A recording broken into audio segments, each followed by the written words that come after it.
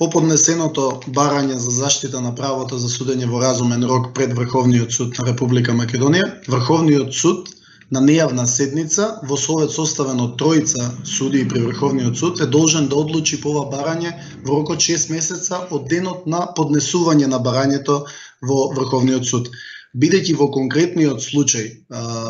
овој највисок суд во Република Македонија не донел никаква одлука веќе 16 месеци, а за да има право на жалба странката, треба да има прво донесено решение од страна на Врховниот суд. Во тој хипотетички случај кога ќе биде донесено решението и примено од страна на странката, во рок од 8 дена од приемот на решението, странката има право, доколку е незадоволна, да поднесе жалба исто така до Врховниот суд. Меѓутоа, во овој случај, бидејќи не донел одлука волку долго време,